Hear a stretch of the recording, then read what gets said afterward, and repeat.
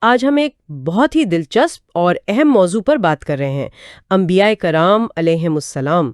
ان کا تصور کیا ہے، ان کا مشن کیا تھا، ان کے پاس جو علم تھا اس کی نوعیت کیا تھی اور ان کی بشری حیثیت۔ جی، یہ موضوعات واقعی گہرے غور و فکر کے متقاضی ہیں۔ اور ہماری یہ گفتگو ایک دستیاب ماخذ پر مبنی ہے جو مولانا سید ابو لعلی مودودی کی کتاب سیرت سرور عالم صلی اللہ علیہ وسلم کی آڈیو پیشکش کا حصہ ہے۔ تو آج ہم کوشش کریں گے کہ اس ماخذ کی روشنی میں سمجھیں کہ مولانا مودودی انبیاء کے پیغام، ان کے مقصد، ان کے علم اور ان کی زندگی کے بشری پہلوؤں کو کیسے دیکھتے ہیں۔ بالکل، یہ ایک اہم زاویہ نگاہ ہے۔ تو آئیے اس پر تفصیلی بات کرتے ہیں۔ سب سے پہلے بات کرتے ہیں انبیاء کے مشن کی۔ کیا سب کا مشن ایک ہی تھا؟ ماخذ تو یہی کہتا ہے۔ سورۃ الکہف کا حوالہ دے کر واضح کیا گیا ہے کہ رسولوں کو بھیجنے کا بنیادی مقصد وہ فیصلے کی گھڑی سے پہلے لوگوں کو خبردار کرنا ہے۔ جی ہاں، یعنی اچھے انجام کی خوشخبری، جسے بشارت کہتے ہیں، اور برے انجام سے ڈرانا یعنی تنبیہ۔ بالکل، اور یہاں ایک بہت ہی آپ کہہ لیں کیلی نکتہ ہے جس پر ماخذ بہت زور دیتا ہے۔ وہ کیا؟ وہ یہ کہ تمام انبیاء، چاہے وہ کسی بھی قوم میں آئے ہوں، کسی بھی علاقے میں، کسی بھی زمانے میں، وہ سب ایک ہی دین لے کر آئے تھے۔ ایک ہی دین؟ جی ہاں، اور وہ دین اسلام تھا، یعنی ایک اللہ کی بندگی اور اس کی فرمانبرداری کا راستہ۔ اچھا۔ ماخذ اس کے لیے سورۃ آل عمران کی آیت بھی پیش کرتا ہے، ان الدین عند اللہ الاسلام، اللہ کے نزدیک دین تو صرف اسلام ہی ہے۔ تو پھر یہ جو اتنے سارے مذاہب نظر آتے ہیں دنیا میں، ان کا کیا معاملہ ہے؟ یہی تو اصل نکتہ ہے۔ ماخذ کہتا ہے کہ یہ اختلاف انبیاء کی وجہ سے نہیں ہے۔ نہیں؟ بالکل نہیں، یہ اختلاف لوگوں نے خود پیدا کیا، علم آ جانے کے بعد بھی، اپنی خواہشات، اپنے تعصبات، ایک دوسرے پر زیادتی کرنے کی نیت سے اصل دین میں رد و بدل کر لیا۔ جیسے سورۃ الانبیاء میں ہے نا، فَتَقَطَّعُوا أَمْرُهُمْ بَيْنَهُمْ، لوگوں نے خود ہی اپنے دین کے ٹکڑے ٹکڑے کر ڈالے۔ یہ تو واقعی بڑی اہم بات ہے۔ یعنی یہ جو ہم سوچتے ہیں کہ فلاں نبی اس مذہب کے بانی، فلاں اس کے، ماخذ کے مطابق یہ ٹھیک نہیں؟ جی، ماخذ کے مطابق یہ درست نہیں ہے۔ سب نے ایک ہی بات سکھائی، ایک خدا کی عبادت کرو، اس کے حکم مانو۔ اور جو فرق ہے وہ بعد میں لوگوں نے ڈالے۔ بالکل، انسانی تحریفات ہیں، تبدیلیاں ہیں جو وقت کے ساتھ آئیں۔ اچھا، تو ماخذ یہ بھی بتاتا ہے کہ یہ بگاڑ یا فرق پیدا کیسے ہوئے، مطلب کچھ وجوہات؟ جی، اشارے ملتے ہیں۔ کبھی تو آپ کہہ لیں علم رکھنے والوں نے ہی جان بوجھ کر ضد میں یا دنیاوی فائدے کے لیے اصل بات چھپا دی یا بدل دی۔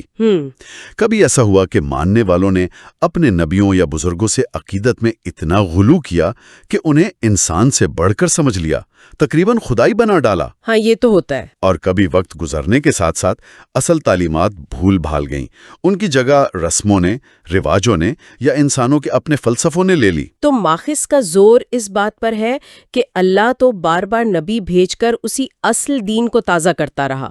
بالکل، لیکن انسان بار بار اسے اپنی مرضی کے مطابق ڈھالنے کی کوشش کرتے رہے۔ سمجھ آ گئی، یعنی مشن ایک، راستہ ایک، منزل ایک، لیکن راستے میں لوگوں نے بہت سی پگڈنڈیاں بنا لی۔ بہت خوب کہا آپ نے، بالکل یہی بات ہے۔ چلیں اب دوسرے اہم موضوع پر آتے ہیں، انبیاء کا علم۔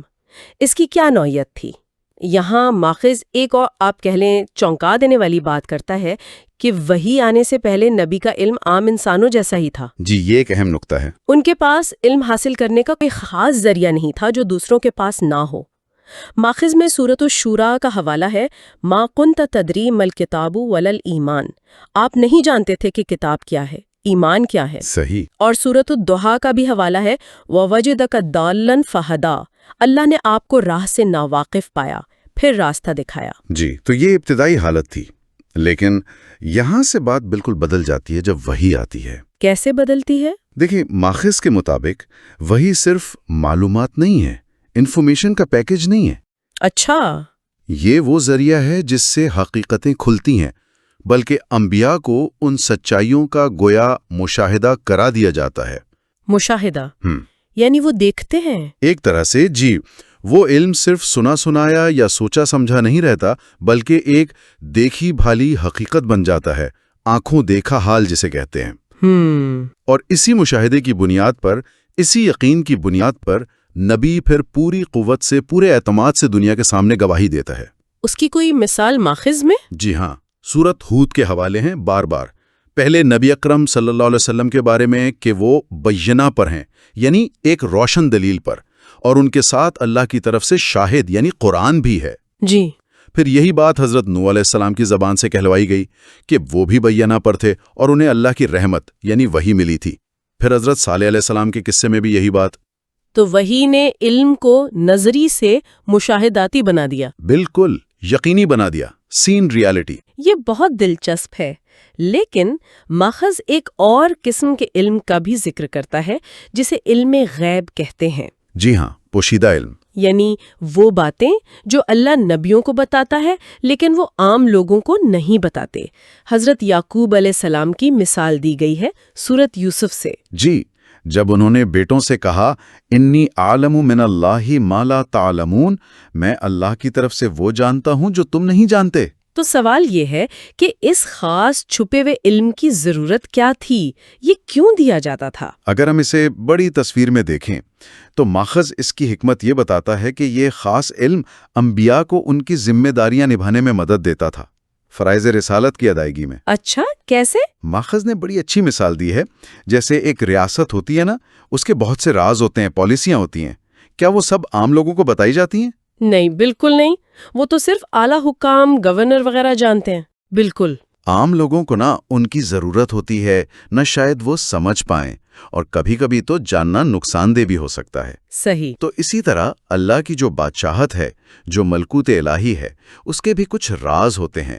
وہ اپنے خاص نمائندوں یعنی رسولوں کو بتاتا ہے تاکہ وہ اپنا کام بہتر طریقے سے کر سکیں۔ جی، عام لوگوں کو نہ ان کی ضرورت، نہ وہ اس کا بوجھ اٹھا سکتے ہیں۔ اس کی مثالیں بھی ہیں ماخذ میں۔ جیسے کسی قوم پر عذاب آنے والا ہوتا تھا تو نبی کو پہلے بتا دیا جاتا تھا۔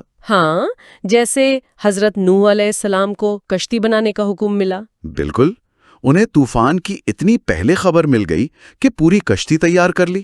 لیکن کیا انہوں نے عذاب کی ساری تفصیل، کب آئے گا، کیسے آئے گا، یہ سب قوم کو بتایا؟ نہیں، ایسا تو ذکر نہیں ملتا۔ نہیں، تو یہ وہ خاص علم تھا۔ اسی طرح نبی اکرم صلی اللہ علیہ وسلم کے بارے میں بھی احادیث کا حوالہ ہے جی، کہ آپ صلی اللہ علیہ وسلم کو غیب کی کچھ ایسی باتیں معلوم تھیں جو امت کو نہیں بتائی گئیں۔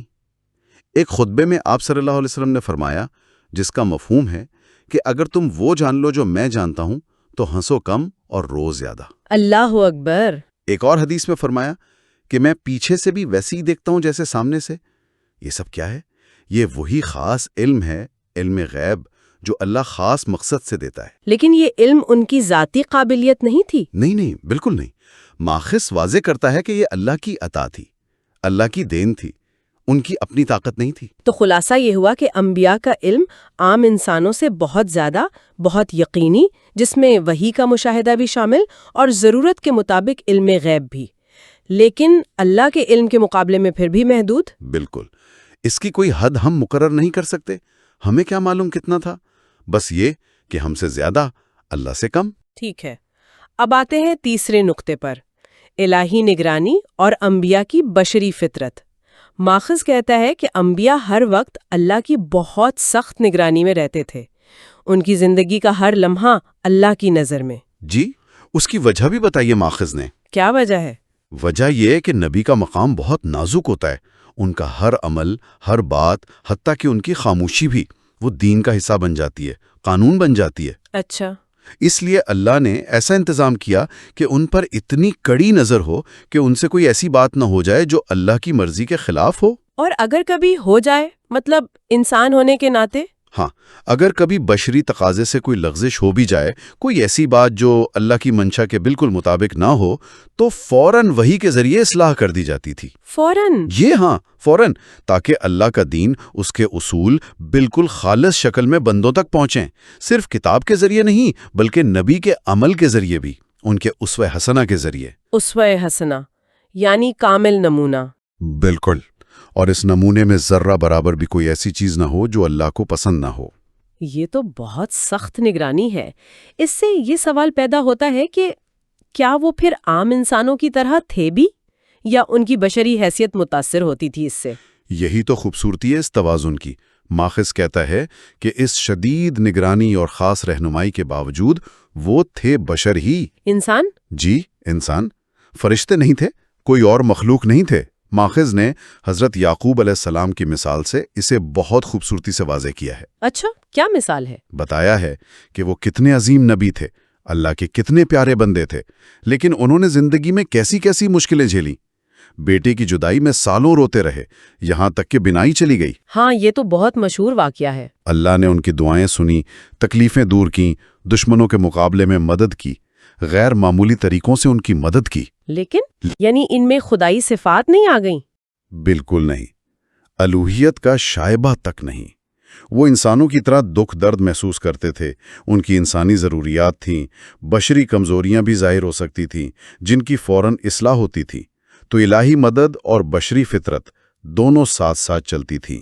یہ بہت اہم نکتہ ہے، اور اسی بشری فطرت کے ساتھ انہیں کبھی کبھی غیر معمولی طاقتیں بھی ملتی تھیں۔ جی ہاں، ملتی تھی۔ اس کی بھی حضرت یعقوب علیہ السلام کی مثال دی ہے ماخذ نے، وہ قمیص والی بات۔ ہاں، وہ تو حیران کن ہے کہ جب بھائی قمیص لے کر مصر سے چلے تو ادھر کنعان میں بیٹھے حضرت یعقوب علیہ السلام نے سینکڑوں میل دور سے کہا، انی لا اجد ریح یوسف، مجھے یوسف کی خوشبو آ رہی ہے۔ جی، یہ واقعی حیران کن ہے، لیکن اس میں بھی کوئی نکتہ ہے؟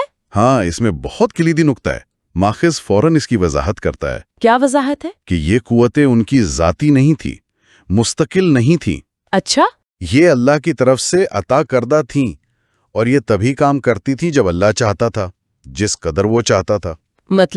مطلب یہ کہ حضرت یوسف علیہ السلام سالوں مصر میں رہے، جو کنعان سے اتنا دور بھی نہیں، لیکن کیا اتنے سال حضرت یعقوب علیہ السلام کو کوئی خوشبو آئی، کوئی خبر ملی؟ نہیں ملی تھی۔ نہیں، پھر اچانک وہ لمحہ آیا کہ قافلہ ابھی مصر سے نکلا ہی ہے اور یہاں انہیں خوشبو آ گئی۔ ہاں، یہ تو ہے۔ یہ اس بات کی دلیل ہے کہ یہ صلاحیت ان کی اپنی نہیں تھی، اللہ کے حکم اور مرضی پر منحصر تھی۔